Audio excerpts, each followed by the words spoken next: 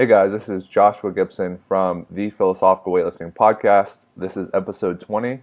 Today we're joined by powerlifting legend Mike Tuchscherer. Mike, how are you doing? Good, good. So I'm pretty sure a lot of people that listen to this podcast are familiar with um, your history and background. But if you could just give us some information about why you got into the sport, maybe like a brief resume with some of your accolades and anything you find relevant. Sure. I got started lifting weights when I was 12. Um, just really fell in love with it. And even before that, was just kind of interested in physical training in some way. I suppose like a physical outlet has always been kind of part of my life. But really fell in love with lifting weights and discovered powerlifting along the way. Got really into West Side in my high school and early collegiate career. Also, in my collegiate career, that's when I started coaching. I went to the Air Force Academy, and pretty early on, I kind of became the de facto team coach. And got put into this coaching role. Uh, as as it turned out, I was a really good powerlifter, and I won the Junior World Championship in 2006. Kind of came onto the scene that in the open division at the Arnold in 2008.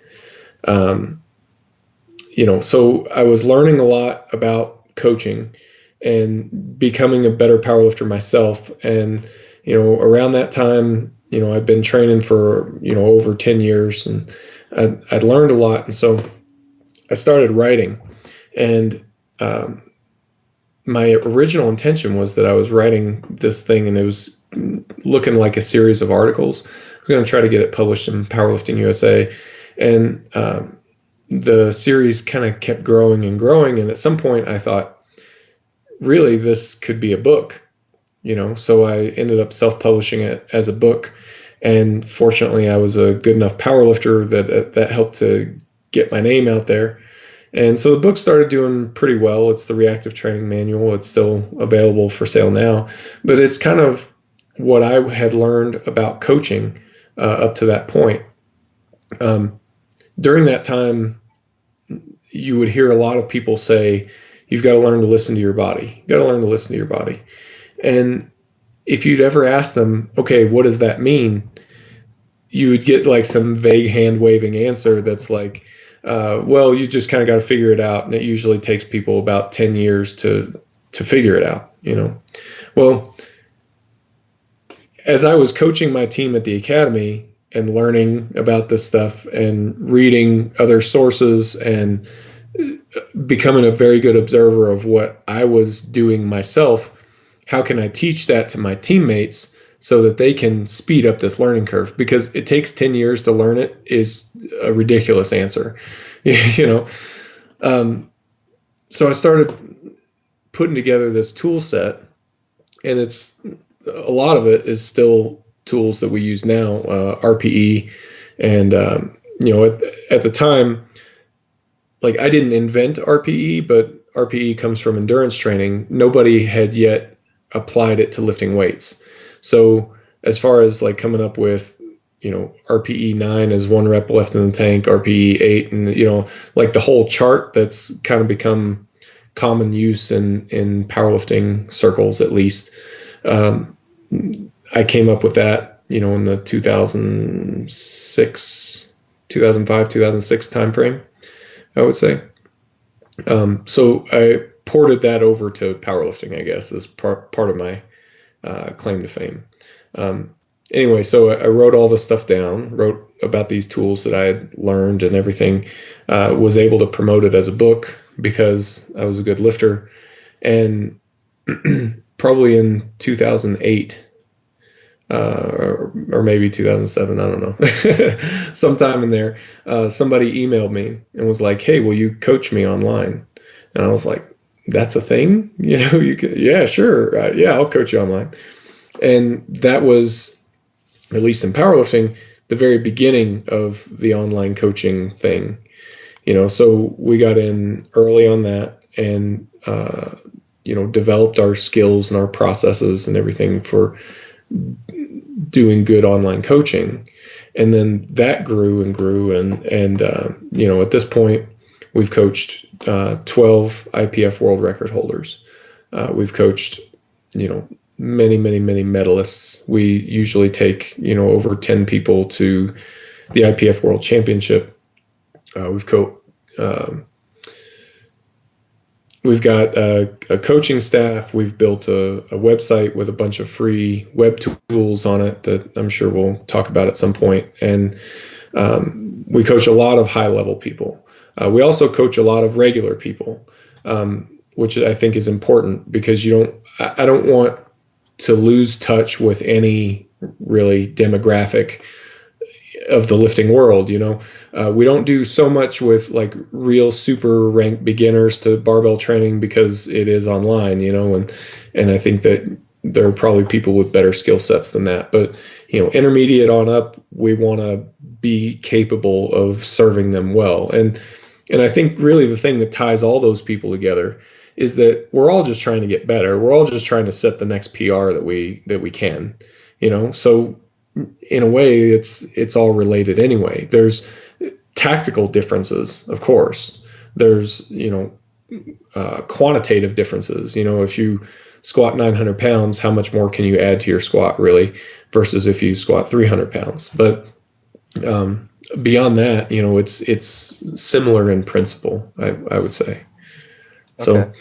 Yeah, that's kind of my background, I guess. Yeah, and there's a lot there. But before we dive in, I do have a couple questions that I just like to ask everyone that comes on. Yeah. So as far as training goes for you, what is the most difficult aspect? And I don't know if this has evolved throughout your powerlifting career from when you first began to now. But what would you say is the most difficult aspect for you? And then the second part of that question is for others that you've coached. Probably the most difficult aspect for me is patience. I handle all my own training. I always have. I don't know that that's the best decision from a performance standpoint. The main reason that I do it is because I like to tinker with it. I like to play with it. That's kind of where all this came from.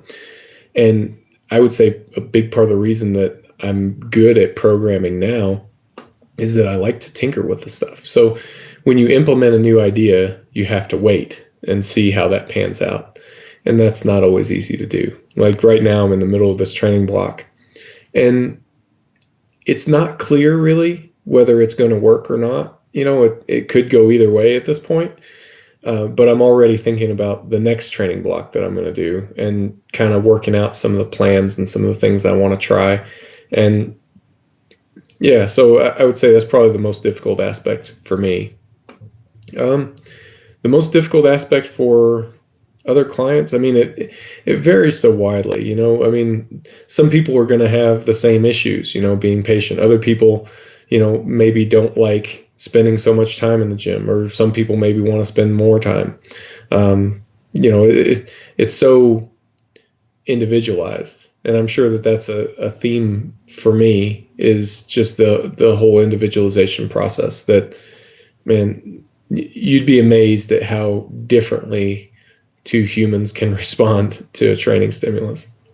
Right. Now, as far as like making changes within a plan or within a program, how long do you keep exercises in before you can kind of determine the effect that they've had? Or how can you look at your training and know what's kind of made the biggest difference? And how long does that normally take? That's a good question. And I think that question leads into a whole training philosophy, really. So let's back up for a second. The human body is a complex system. Now, complex is different from complicated. Your washing machine is complicated, but your human body is on a whole other level. The interactions between systems produce nonlinear effects. So just because you do more volume doesn't necessarily mean that you'll get more result. It could mean a little bit better result, or it could mean a lot better result, or it could mean a negative result, or it could mean a whole host of different things, and it's not inherently predictable. Okay, so one thing that we've done with periodization and training planning in general is we've met complexity, the complexity of the human body, with more complexity. Okay, ever increasing complexity in terms of monitoring training, in terms of planning training, and interlocking cycles within cycles, and benchmarking this off of that, and all these different things. And I don't think that works. I think you're adding more and more and more noise, and it makes it harder to see the signal. So one thing that I've done, especially, I say lately, it's over the last several years, has been to radically simplify the training process. Instead of applying ever-increasing complexity to a complex system, let's simplify the inputs as much as we possibly can and see what we can learn from the outputs. See if we can learn a bit better about the system. You still are dealing with a complex system, and you're still going to get those nonlinear effects. But that's kind of the underlying philosophy. Okay, so what might that look like? If I give someone a program, we're going to, let's say it's a training week, all right? On Monday, you're going to do this workout, Tuesday's workout B, Thursday's workout C, and Friday's workout D, A, B, C, D, okay? We're going to basically repeat that workout 1 week after the next, okay? So Monday week 1 and Monday week 2 are going to be exactly the same. And when I say exactly, I mean the same exercises, the same reps, the same sets, and the same RPE. So for me, the load is going to change, because what I really want is I want the same stimulus on your body. And if you've gotten a little bit stronger or a little bit weaker, we need to adjust the weight on the bar so that the stimulus is the same. Okay? So all that stuff is held constant every week, and we monitor your performance. So, this week you squatted 200. Next week you squat 202, and the week after that you squat 200 again, and then you squat 205, and we're monitoring your results, and we're looking for a peak condition. And everybody hits this peak condition at slightly different time intervals. You'll have some people, just a maybe slightly too nuanced point for where we're at in this discussion. The time to peak condition is linked primarily to the number of exposures, much more so than the time interval. Now, in the example that I gave, we're doing 1 microcycle per week. A, B, C, D, A, B, C, D, every week repeats. So it's, if you peaked in 6 microcycles, that's going to be 6 weeks. Now, you may do a workout that's an A-B workout. So you could still train 4 days a week, and you get 2 microcycles a week instead of 1. If you peak in 6 microcycles, that'll be 3 weeks. Okay, so if none of that makes sense, don't worry about it yet. You can come back to it later. So the idea is that you find this time to peak, and it varies from lifter to lifter. Some lifters peak in about 3 exposures. Others peak in 10, 11, 12 exposures, and it depends on the lifter. It depends on, to some extent, the kind of stimulus that you're giving them. But as long as it's not crazy, then this time to peak seems to be fairly constant. So I know for me, it's about 6 exposures. And unless I get crazy with the volume or crazy with the overall stress of the workouts that I'm planning, it's going to be about 6 exposures. So what I can do at that point is I'll run that block until I hit this peak condition, and then I've monitored my results, right? So back to the core of your question is, how often do you switch exercises, and how do you know which exercises work the best? Well, I switch exercises as often as the athlete needs it. So if I peak in 6 exposures, then I'll go through a microcycle 6 times. And then when I've reached that peak condition, then it's time to change the stimulus. This is called a development cycle. Okay. After that development cycle, you follow it up with, we call it a pivot cycle, which you can think of it like a deload, but there's a bit more to it than just a deload. And it takes roughly a third of the time that your development cycle took. So if your development cycle took 6 weeks, then your pivot is going to take 2 weeks. You're reducing your overall training stress. You're reducing the intensity, changing the stimulus. Basically, it's a down period in your training. And then you follow that up with a new development cycle. And this new development cycle will be very different from the one before it. It'll be different exercises, different intensities. The competition lift will stay the same, but basically everything else changes in some way. You want to change the stimulus in a pretty dramatic fashion. So how often do you change exercises? Well, you change them each development cycle. And the length of the development cycle, it depends on how long the athlete responds to a stimulus. If you respond quickly and then you're done with it, then we'll change exercises quickly. If you continue to adapt to a stimulus for a long time, then we'll take a lot longer. How do you know if it's effective? Well, you can look back on these training blocks and get a really good idea of what's most effective for you. Okay? So there's a bit of confusion that always seems to pop up when I start talking about this. I'm getting ahead of myself again. Let me lay out my plan. So what you would do is you would look back on your training blocks and see what has worked best for you in the past. So you're looking, for me, I'm looking primarily at 2 things. I'm looking at the ending strength at the end of the block. So basically, did you set an all-time PR, or were you terrible, or somewhere in the middle? Like, what was your strength level? And then what was your gain? If you had a really productive block, but you didn't set a PR, then maybe you were just regaining lost strength, So you want to look at those 2 numbers to kind of get an idea of how productive was this block. And then you take your most productive blocks and you look for similarities between them, Or another way to do it, I've been calling it a meta block review, is we'll take all of our blocks and look at those.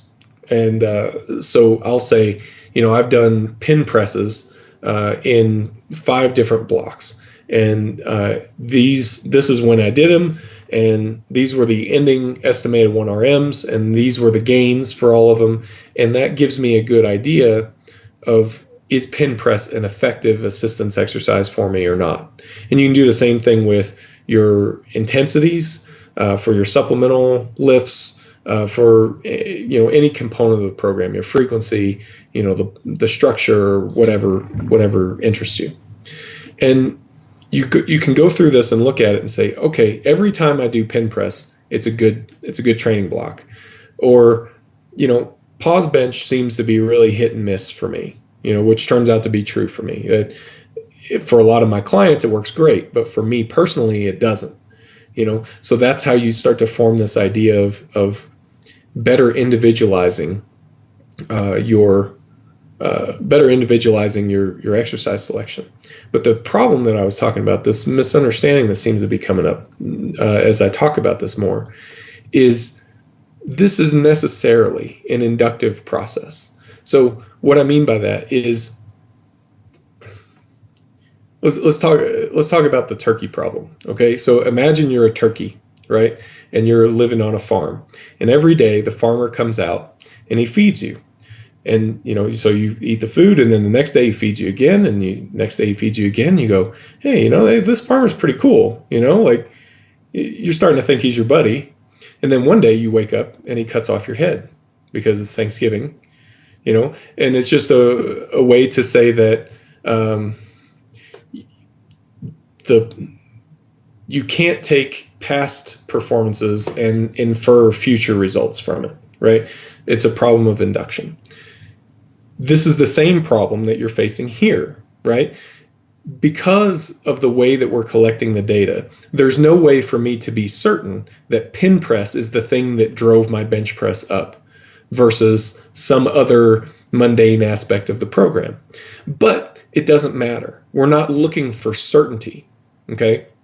You can do, in I suppose slightly more technical jargon, it's called a Bayesian inference. You're not looking for 100% certainty. You're not looking for falsification.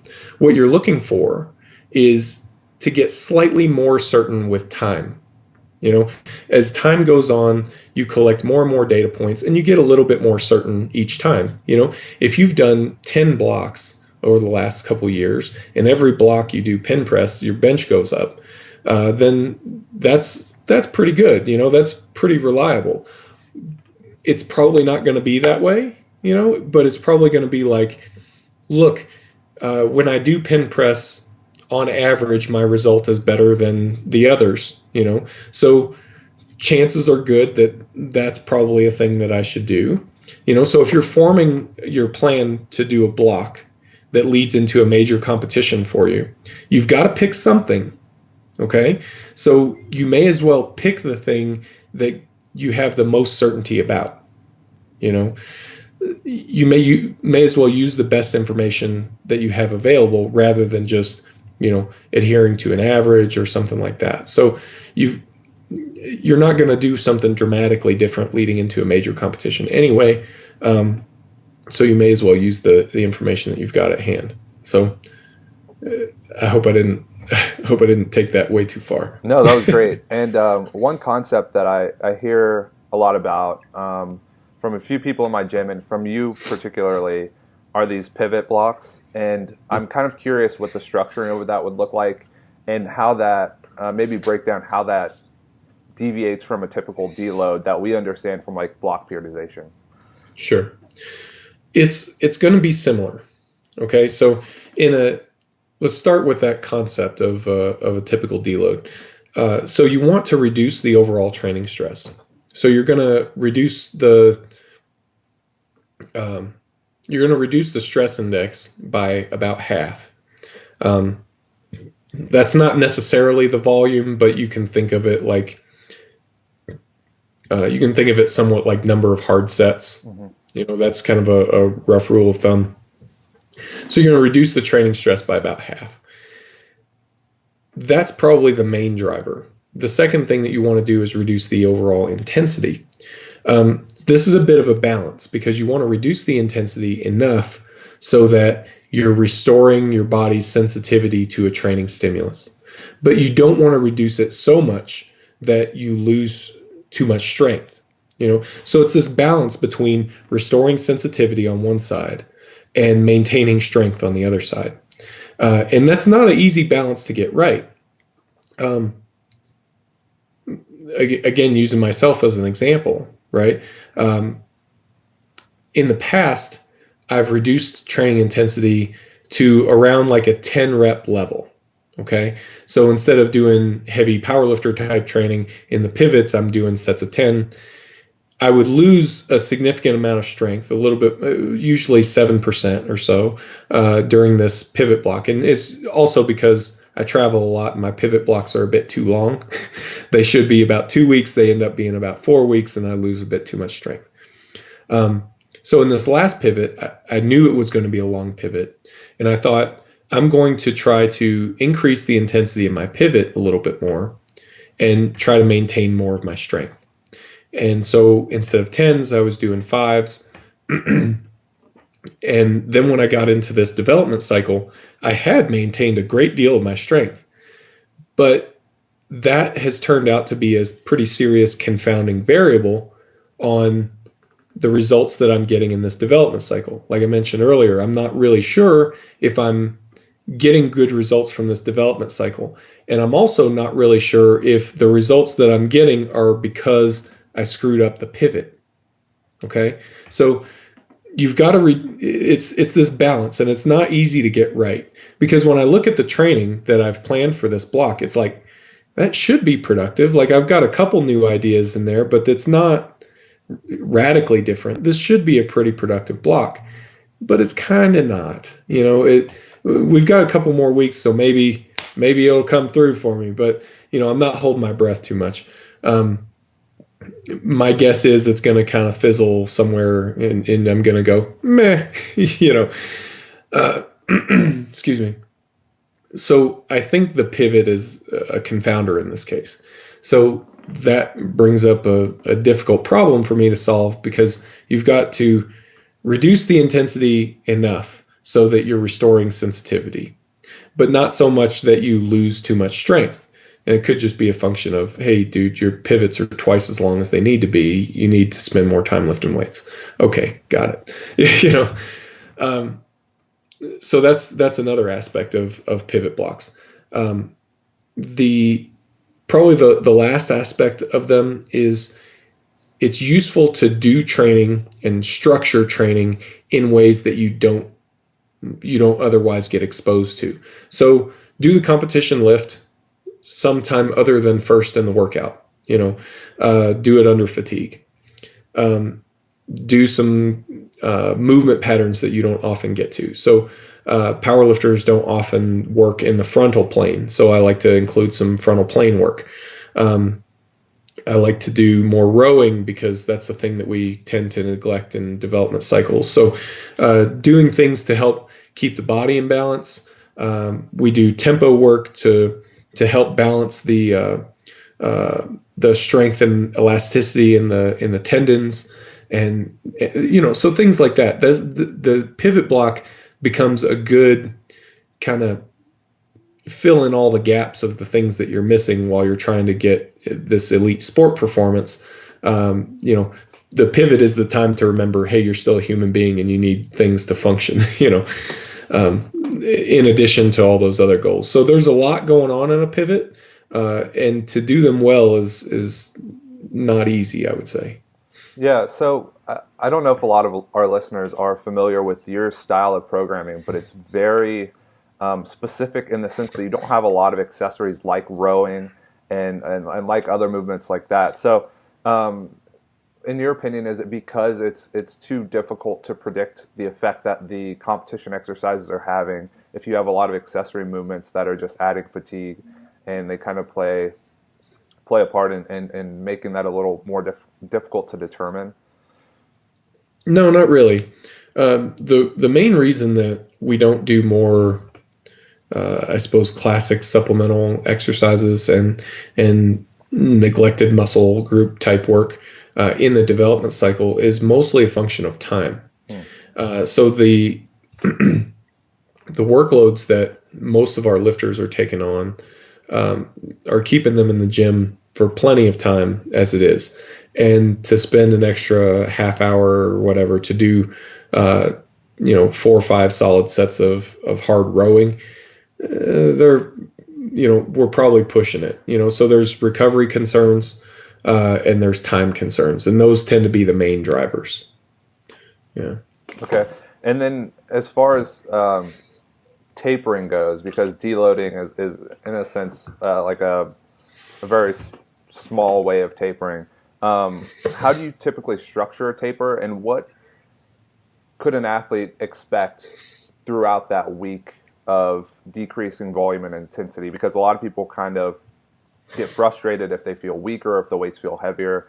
In your opinion, does that happen often? Well, not as often lately, right? So if we go back to the block timing, and we, again, like I said, I know that I take 6 exposures to peak. That's 6 exposures till I have a peak performance, and then continued exposures result in a declining performance after that. So what I like to do is to just put the competition on that 6th exposure. You know that you're going to have a reliable peak performance at that time. And that means up to that point, you train normally. you may take off 2 or 3 days prior to the competition just to help let some superficial fatigue dissipate, but you want to maintain that number of exposures, okay? Because at that point, it's a reliable peak performance. I should also say that I've never got the whole slingshot supercompensation thing to work. You hear people talk about that you purposely overreach during your preparatory period, and then you reduce the load during the competitive period and you get this nice slingshot effect. I've never had that work, and if I had to guess what the reason that some people seem to be able to get it to work is kind of a combination between normal performance increases, a failure to accurately measure performance during the course of the training block, and personality. That some people tend to be really high responders to competitive stimulus. Like I've coached people who, whether we taper or not, their deadlift is 50 pounds better at the competition because they're at a competition, So I think it's a combination of those three things. If you're not very good at measuring estimated 1RM, if you can't do that accurately in the course of your training block, then it's a lot easier to convince yourself that you're seeing this slingshot effect, to performance. And it's possible that I suppose it's just that. I think that in most cases, it's some combination of those three factors. So if you can go with me that far, at least, and say that, you don't see the slingshot effect occurring, then what are you left with? Why do you do a taper? It's really to let the fatigue dissipate, and so you have a more reliable peak performance. Well, if we can reliably recreate that peak performance anyway, then that's what we need.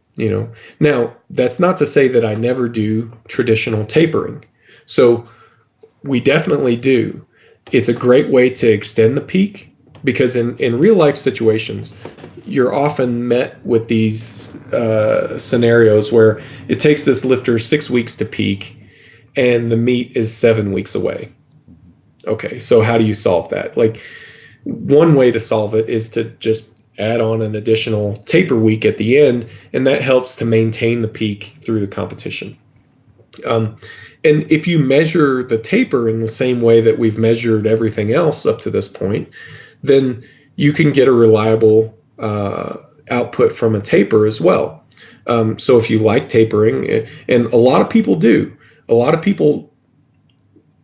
it's psychologically upsetting for them to go have a hard training session 3 days out from a competition, even though they know, by the charts, this should work and it's worked before. It's still psychologically difficult, and for good reason as well.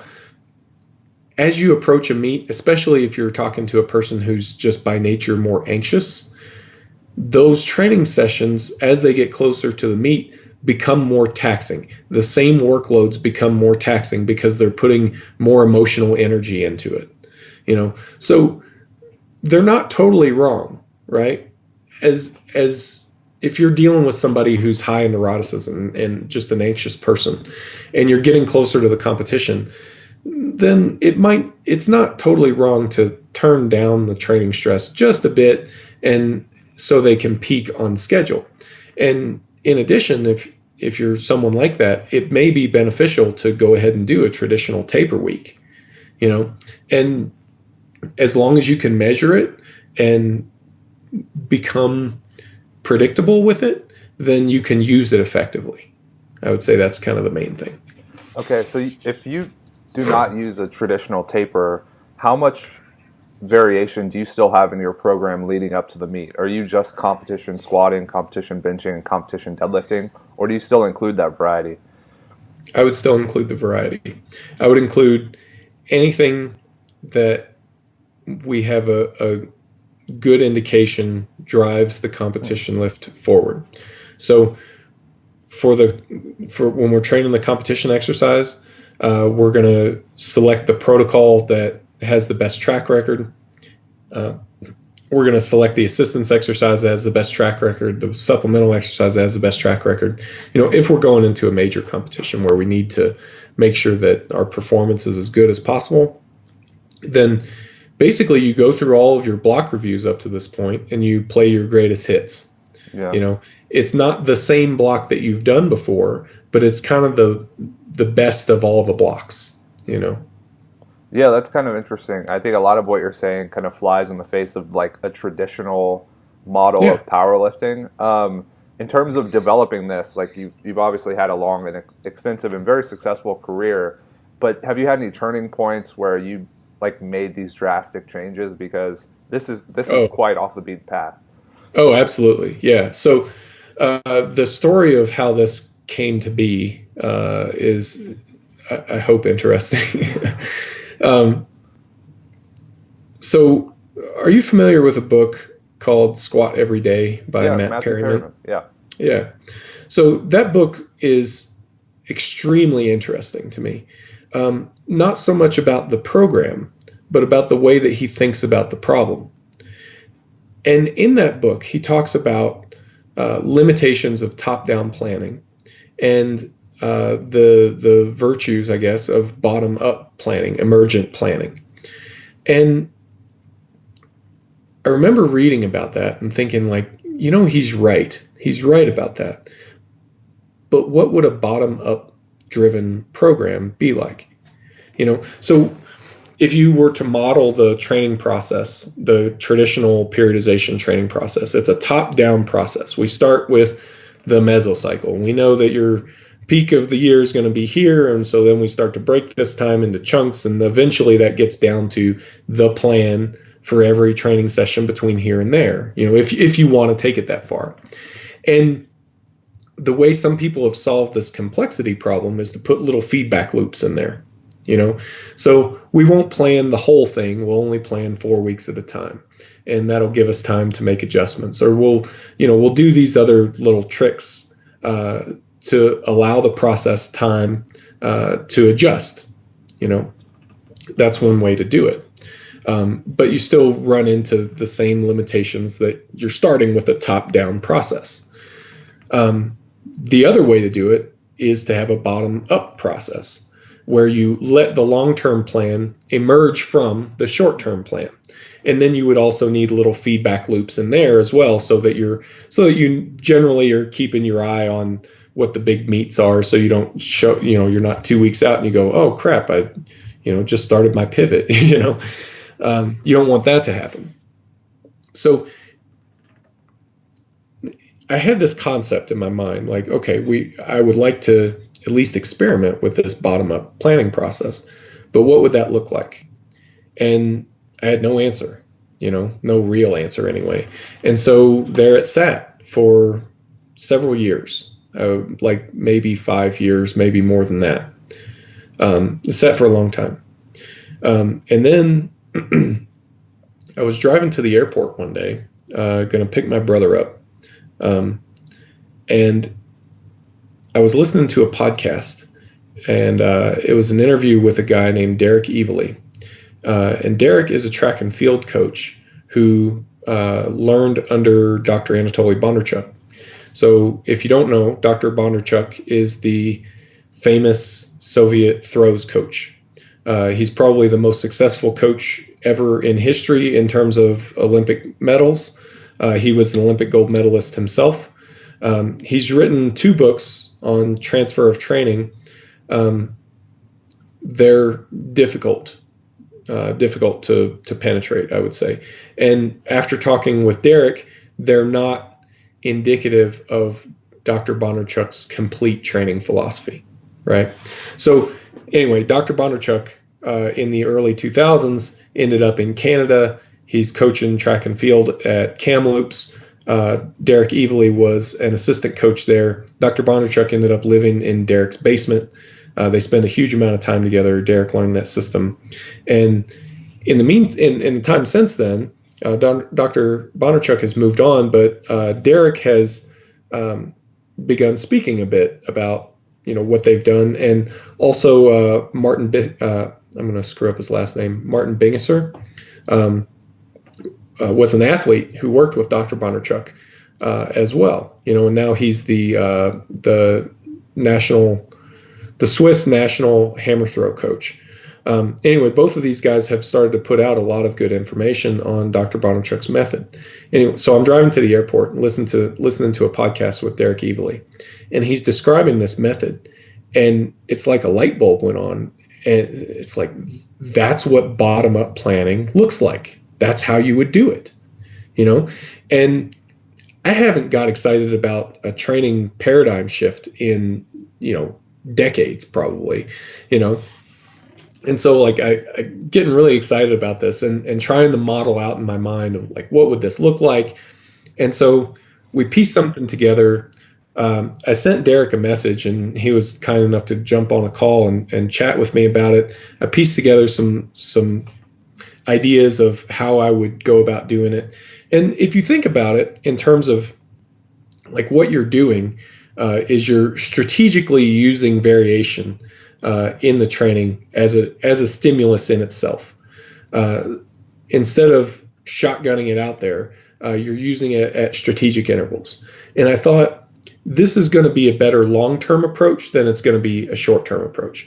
Short-term, I would expect par, maybe subpar results, But long-term, it should lead to more successful blocks over the year. So over the year, we'll see an improvement, That happened, but the short-term drawbacks of it did not happen.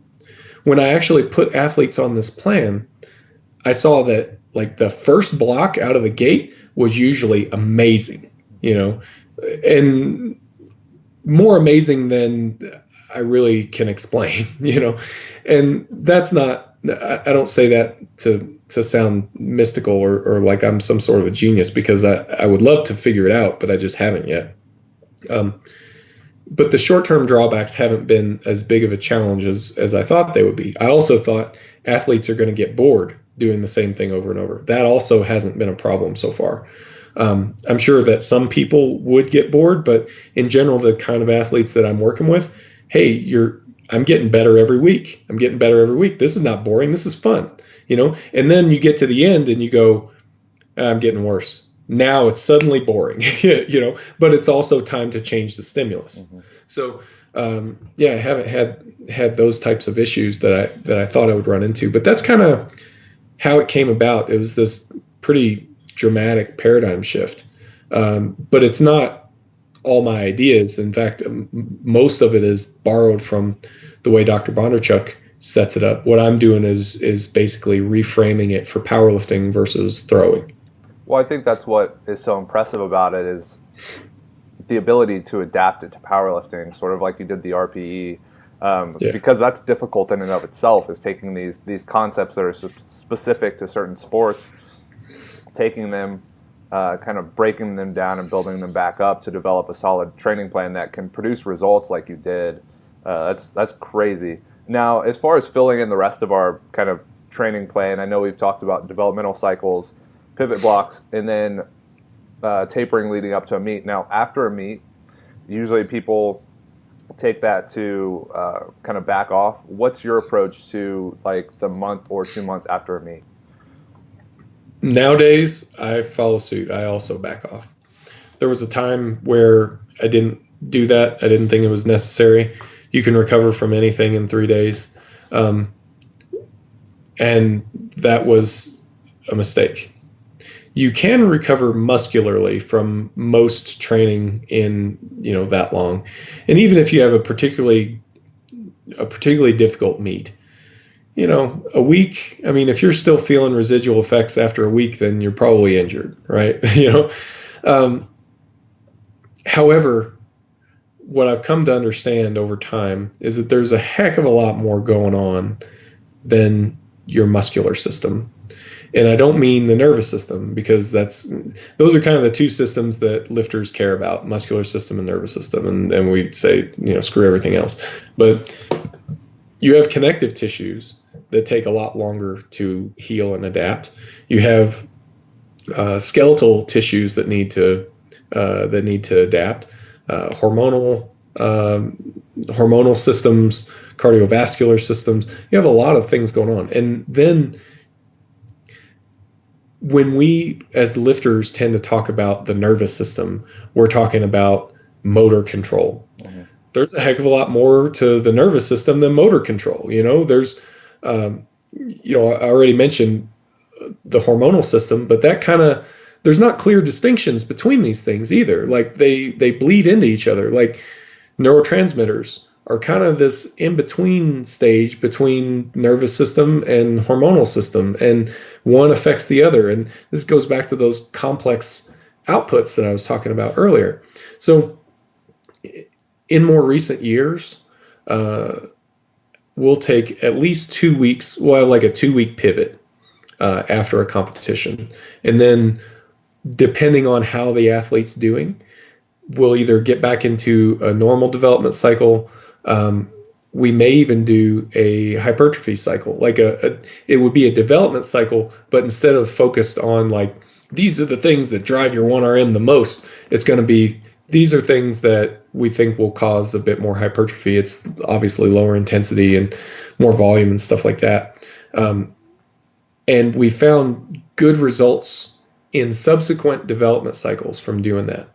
So to give you an example, one athlete I work with is Bryce. He's a Canadian powerlifter, exceptional powerlifter, world record in the deadlift, and just a really cool guy to get to know too. But anyway, so he was training for would have been the 2017 Equipped World Championship. That is held in November, and this was springtime, say April or May. Bryce has a long time to peak, and I can't remember what it is off the top of my head, but it's something to the tune of like 10 weeks. It's like 8 or 10 weeks. So at the time in the spring, he was feeling a bit beat up, a little bit demotivated maybe isn't the right word, but looking at this long time between where he was now and the World Championship and going, that's a lot of work, So we thought, let's do a hypertrophy block. It doesn't have to be super long. It doesn't have to be as long as his normal development cycle. But let's do a hypertrophy block, and we'll time it so that at the end of that hypertrophy block, we can do 2 full normal development cycles into worlds. So that, and my thought was, we're going to do this hypertrophy block. He's going to lose some strength because we're not practicing, especially in equipped powerlifting, we're not practicing the equipped lifts. We're not handling weights anywhere near that. So that first development cycle, I thought we're going to spend that getting back to where he was, and then we'll spend that second development cycle actually making progress. Did not work that way at all. He did the hypertrophy block, and when he started that first development cycle, he came out of the gate like lightning. Within a couple weeks, he was setting PRs and training. And that continued over the whole development cycle, and it went fantastic. Then we did a pivot. His second development cycle was not quite as fire as the first one. It still ended up in a successful meet, but we learned a lot about the specific things that he responds well to in training, in terms of protocols and exercises. But we also learned that he seems to bounce back quickly after things like hypertrophy blocks and stuff like that. So we can use that knowledge now to modify how we would structure his blocks in ways that we wouldn't structure other people's blocks in that way. So you start to develop this picture of like radical individualization of training, that Bryce may thrive off of, a hypertrophy block followed by a really high intensity block that goes into the meet. I've got another lifter, every time we put him on high intensity training, he gets injured. So we've gone like totally the other direction. And he's gone into meets before having done nothing heavier than like a 7 RM load, which, trust me, makes attempt selection kind of fun. But it went great, actually. He set PRs in that meet, and every other training cycle that we did where we would, kind of do the normal thing of where you would start with low intensity and finish with high intensity, the blocks would always fizzle and he would never perform as good as we thought he was going to, or he would get injured, and when we started going the other direction, his performances improved. He was able to actually perform up to standard at competitions, and all of a sudden the outlook is looking a lot better for people like that. So, and that's what I'm getting at, man. Like the differences in response from one athlete to the next are just vast, and after having seen that, I don't think I could go back to the other way of doing it, because I mean, how could you just say, like, well, I've got this athlete and, man, every time we go into a competition, the results just fizzle. Oh, well, I guess I'm not going to do anything about that. Like, what is that? So it's a way to figure out this puzzle. And I think, I don't know, obviously I think it's great. Yeah, I think it's tough because some common approaches out there now look at individualization as such a small part of the training plan and training process, when in reality it should dominate a majority of it, because like there are these paradigms where it's like 3 weeks on, 1 week off, and then you have to train a certain way, you have to phase it a certain way, and these are all so much more important than how you respond to that training. And I think it just kind of muddles everything and makes it much more confusing than it should be. So in respect of your time, I want to kind of get to the last section I have, and maybe we can bring you back on to talk about, I did want to talk about like your method of tracking stress and tracking how the lifter performs and feels. But yeah, we'll save that for next time. All right. So for the next section, it's a little more philosophical, and we ran through these questions before. We pre-recorded this, and I accidentally deleted the podcast somehow. So this is the second time through. So the first question is, besides physical improvements, why do you think everyone should resistance train, and what has adopting that habit done for you? I don't know, but I suspect that there are personality improvements from not just resistance training, but any sort of disciplined activity. We've started to look into this a little bit. Last year, we did a Project Momentum where we sent out surveys to a lot of people, and we ended up getting 600 and some odd responses from powerlifters about, they took a Big Five personality test, and they also told us about what training is most effective for them, or at least their perception of what training is most effective for them. And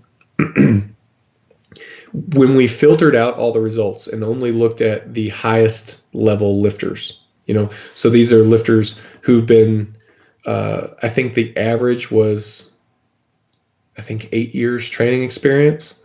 And the average Wilks score was like 425 or something, which is, these are quite good lifters. These are definitely not your average people.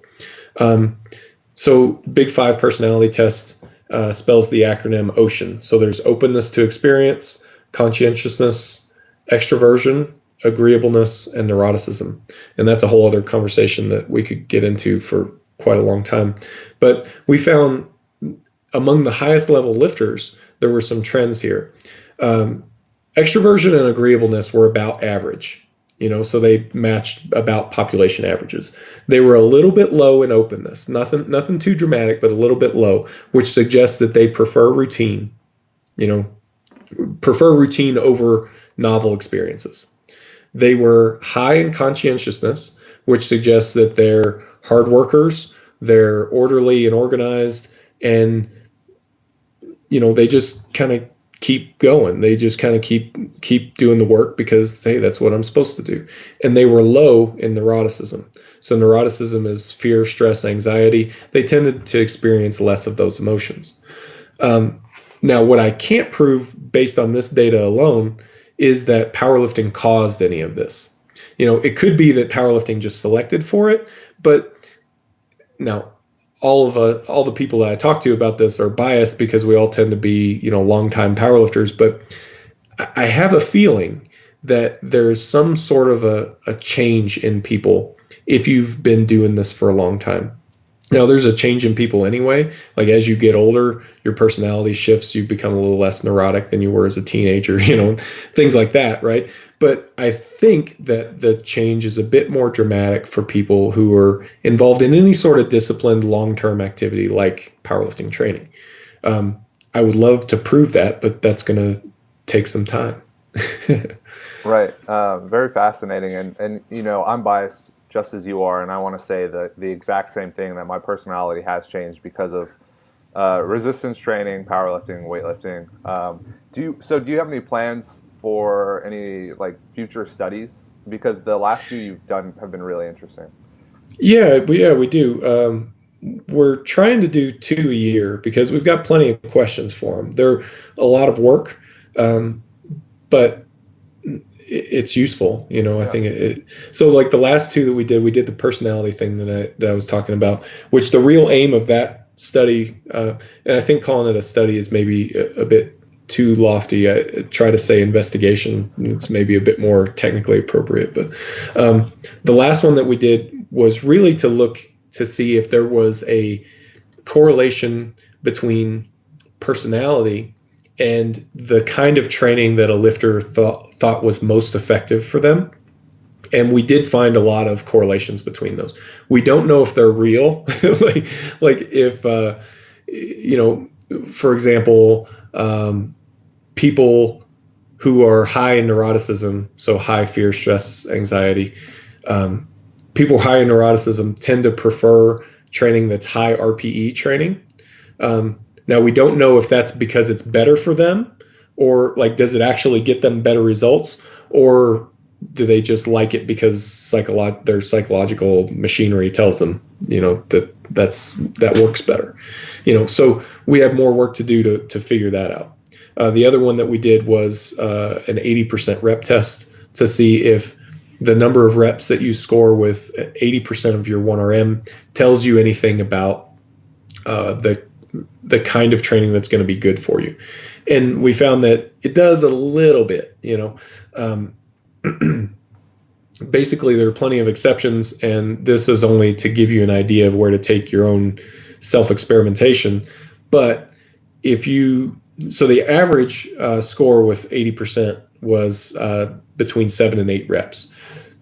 So if you scored higher than 8 reps with 80%, chances are you'll do a little bit better if you train with low reps, do kind of the do what you suck at mentality.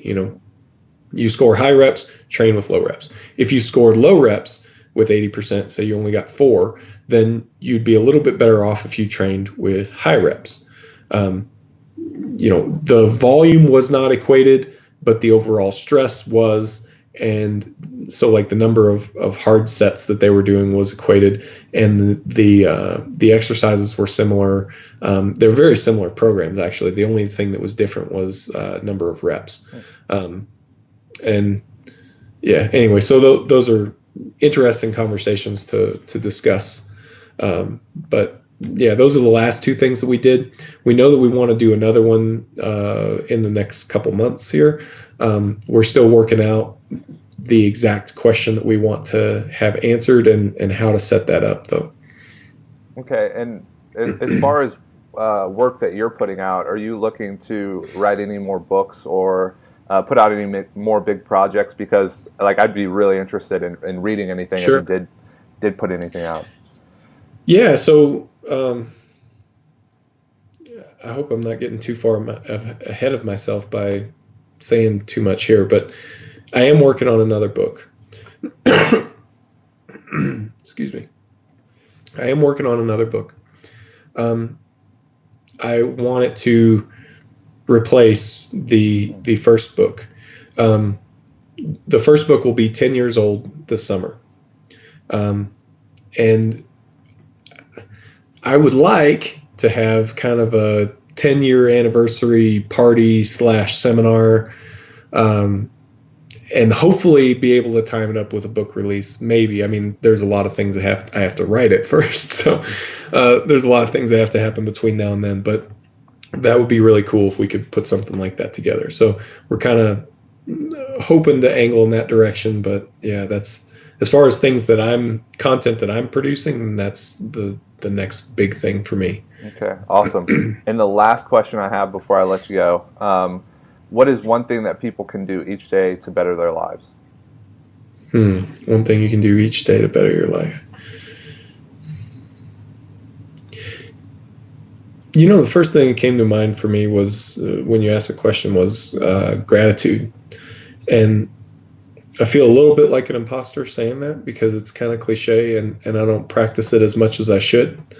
But when I do practice it, it makes a notable impact.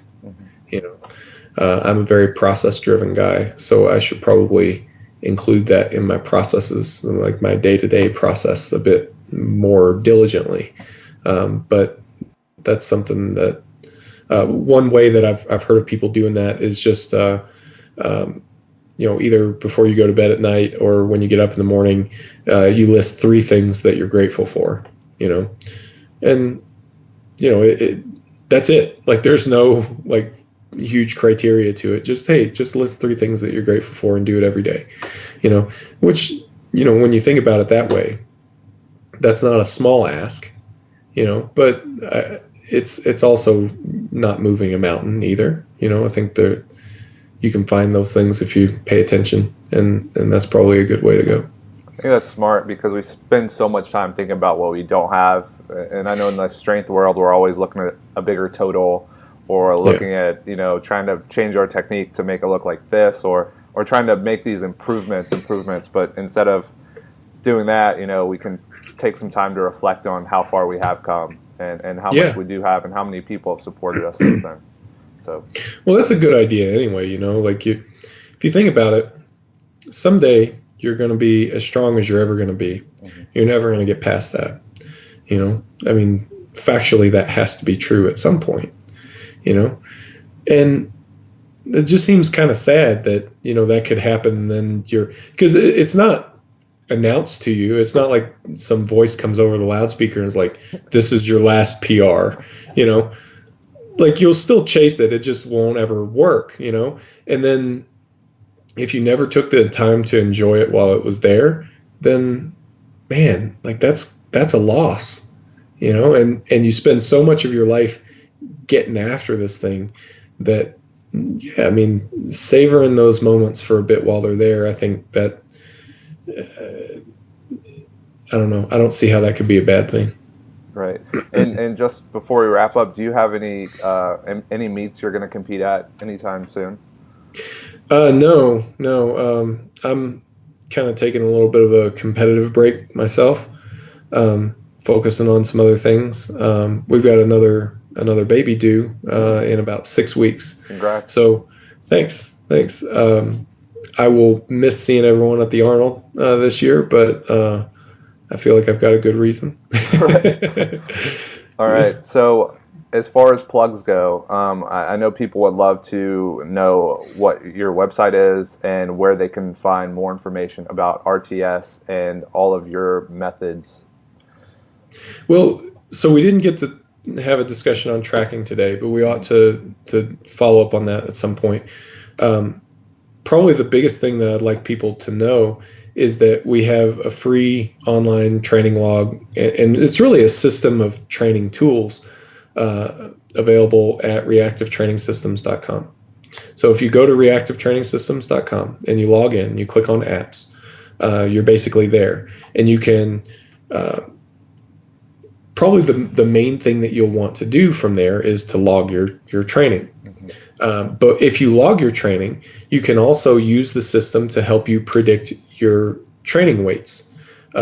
So, last week you did a triple at 9 RPE, and this week you're supposed to do 5 reps at a 9 RPE. How much weight should you put on the bar? So there's a workout planner tool that helps you figure that out. There's reporting tools where you can build these block reviews that I was talking about. You can save those, and in a couple months we're going to be not even a couple months, in like a month or two, we're going to be releasing a meta block review. So I was talking about that earlier as well. So this system will analyze your training logs, and it will pull out that information for you and tell you, hey, you tend to respond best to this type of exercise and things like that. You can track your recovery, you can track your body weight. And if you're one of our athletes, we plan your training using this thing. So we input your training log for you, and even like down to predicted weights and all that stuff. So if everything goes according to plan, you basically just click a button and your log is done. And that's great information for the coach to have, great information for the athlete to have. And again, all that's available for anybody that wants to use it. It's just reactivetrainingsystems.com. Click on apps. We have articles and stuff on that website as well. I'm active on Facebook and Instagram, just Mike Tuchscherer in either place, and you can find me. And we've got a YouTube channel that's got a ton of videos on there and a ton of instructional content and stuff like that. So we try to make ourselves as easy to find as we can. So hopefully there's something there that works for people. Yeah, and I just want to reiterate that the tracking app is free and incredibly useful. So if you're not tracking your training, I would recommend heading over to Mike Tuchscherer's website and using that free app. So Mike, I want to thank you for joining me. I actually think this was an incredible discussion and very thorough, and quite a bit of information that will be useful in helping people develop their own training plans, which is what I love to talk about and love to know more about. So I really appreciate it. Yeah. So guys, if you enjoyed what you heard, like, share, subscribe, let your friends know about this because it's really appreciated. And this is another episode done and down. So thanks, guys.